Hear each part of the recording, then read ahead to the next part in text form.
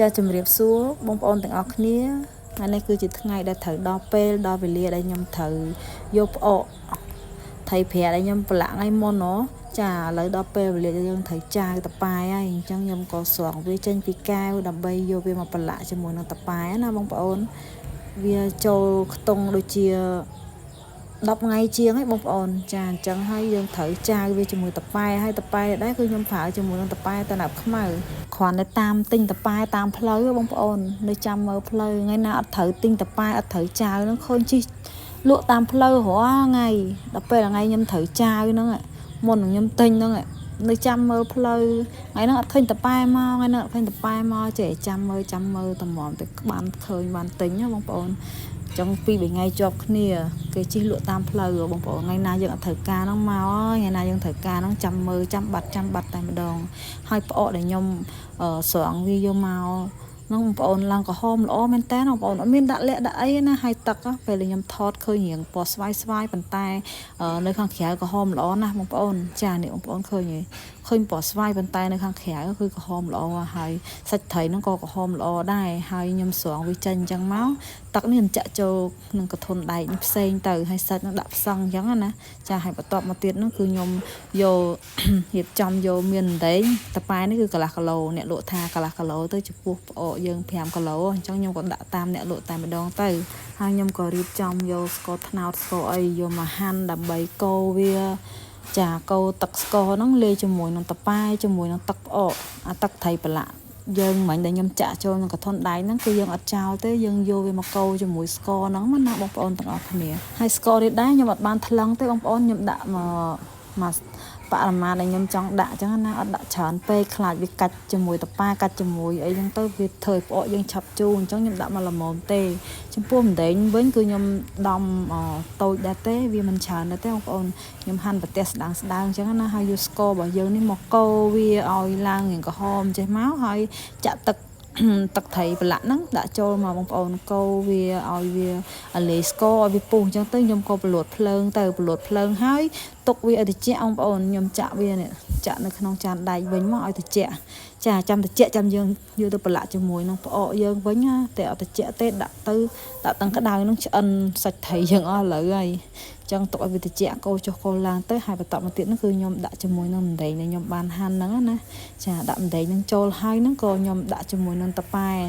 ត្រជាក់ម្ដងទៀតបងប្អូនតប៉ែគឺកន្លះគីឡូខ្ញុំសួរអ្នកលក់ថា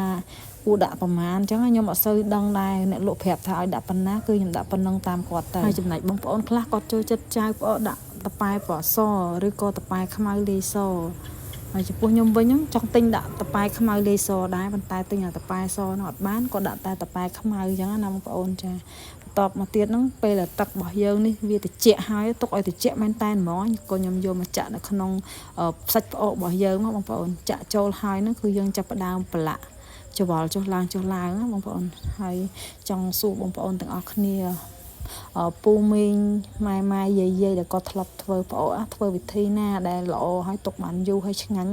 ជួយចែកម្លែកប្រាប់ខ្ញុំផងដោយសារតែខ្ញុំនៅក្មេងខ្ញុំមិនសូវចេះធ្វើទេបងប្អូនមួយឆ្នាំធ្វើតែម្ដងអញ្ចឹងណាធ្វើ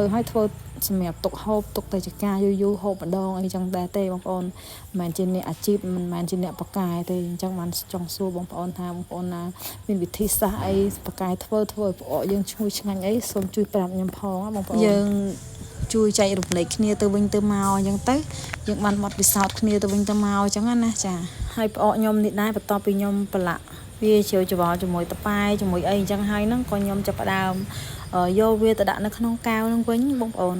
ចាដាក់ឲ្យយើងសកត់វាឲ្យរៀងណែនមកកុំឲ្យចូលខ្យល់ចាចាក់វាហើយសកត់វាដាក់វាម្ដងមួយសកត់វាហើយចាំយើងចាក់ទឹកនឹងវាចូលតាមក្រោយហើយបើចំពោះខ្ញុំវិញខ្ញុំប្រឡាក់តប៉ែបែបនេះហើយខ្ញុំប្រហែលជា4-10ថ្ងៃអីខ្ញុំទៅបើកមើលហើយបើសិនជាហត់ទៅធំក្លិនឈ្ងុយអីចឹងទៅបានខ្ញុំយកវាមកស្លឬក៏យកវាមកចំហុយមកស្ងោរអីបន្លែផ្សេងអញ្ចឹងណាចាហើយចំពោះបងប្អូនវិញពេលចាវហើយប្រហែលថ្ងៃបងប្អូនអាចហូបបានខ្ញុំចង់សួរអញ្ចេះវិញពេលដែលធ្វើផ្អកនេះបដាអារម្មណ៍នឹកឃើញការនៅក្មេងៗទៅយកវេគ្នាធ្វើចកាចម្រាស់ស្មៅដាំដលងដាំអីបងប្អូនម៉ែខ្ញុំក៏តែងតែវិចផ្អកវិចអីអញ្ចឹងទៅ ទៅដល់ចកាដាក់ឆ្នាំងដាក់អីទៅប្រកាត់ភ្លើងដាំបាយស្លនៅចកាក្តៅក្តៅឆ្ងាញ់ហើយនៅផ្ទះយើងធ្លាប់តែយកវាទៅចំហុយច្រាមសាច់ជ្រូកចំហុយឬក៏ចៀនប៉ុន្តែទៅដល់ចកាម៉ែរបស់ខ្ញុំហ្នឹងគាត់មានផ្ទៃមានស្លឹកអំពិលមានតកួនលាយគ្នាអញ្ចឹងបងប្អូនមានម្រះព្រៅមានម្អមអីចឹងទៅដល់ហ្នឹងគាត់យកផ្អកហ្នឹងស្លម្ជូរនិយាយទៅដល់ចកាឡអីក៏ឆ្ងាញ់ដែរបងប្អូនបើថានៅផ្ទះវិញស្រួលយើងឡអញ្ចឹងអត់ឆ្ងាញ់ដូចនៅចកាឯងហើយហត់ក្តៅជាតិម៉េះដោយសារយើងធ្វើការហត់ផងអីផងដល់ពេលមានម្ហូបក្តៅអញ្ចឹងទៅម្ហូបអីក៏ឆ្ងាញ់ដែរបងប្អូនអញ្ចឹងបានខ្ញុំនឹកឃើញថាធ្វើផ្អកម្ដងខ្ញុំនឹកឃើញដល់ពេលទៅចកាជួនកាលទៅយកទៅអាំងនៅចកាហ្មងខ្ចប់លឹកចេកក៏មានជួនកាលទៅអាំងដូចត្រីប្រឡាក់មិនក៏មានបងប្អូនដាក់បាយស្រូបទឹកស្រូបអីហ្នឹងឆ្ងាញ់ចឹងឲ្យបានចាស់ពីដើមគាត់តែងសង្វាតឲ្យខែសបោត្រីសបោអីអ្នកខ្លះហ្នឹងគាត់ទៅទលេទៅអីហើយអ្នកខ្លះហ្នឹងក៏គាត់ទិញត្រីទៅតាមស្រុកតាមភូមិតែគេយកមកលក់ហ្នឹងគាត់សង្វាតធ្វើផ្អកធ្វើប្រហុកទុកដើម្បីយកវិចធ្វើម្ហូបទៅចកាទៅទីឆ្ងាយទីអីហ្នឹងវាទុកបានយូរបានអីចឹងណាដល់ពេលខ្ញុំគិតទៅខ្ញុំគិតថាដូនតាខ្មែរយើងគាត់បកកាយឆ្នៃមែនមានប្រហុកមានផ្អកមានត្រីងៀតឆ្នៃពីត្រីបានសពគ្រប់បែបយ៉ាងមានតាំងពីត្រីងៀតត្រីឆ្អើរត្រីអីសម្រាប់ទុកហូបឲ្យបានយូរបានអីហើយឈ្ងុយឆ្ងាញ់ទៀតចាឡើងទៅរៀបរាប់សម័យដល់អង្ការវ័យនៅក្មេងៗឥឡូវនេះងាកមកដល់ផ្អកយើងវិញគឺខ្ញុំរៀបចំដាក់កន្លកែវយើងរួចរាល់អស់ហើយចាហើយបន្តមកទៀតហ្នឹងក៏បិទគម្របឲ្យចិត្តធំត្រូវទៅលាងកែវជុំវិញឲ្យបានស្អាតកុំឲ្យមានក្លិនមានអីកុំឲ្យរុយវាមកហូរមកអីចឹងណាចាហើយបន្តមកទៀតហ្នឹងគឺយើងជូតវាឲ្យស្រស់ទឹកចឹងមកបងប្អូនលើកចេញពីកធន់ចឹងមកហើយក៏រៀបចំវាទុកនៅតាមកន្លែងវិញដើម្បីទុកផ្ងុំវាឲ្យដល់ថ្ងៃដែលយើងត្រូវ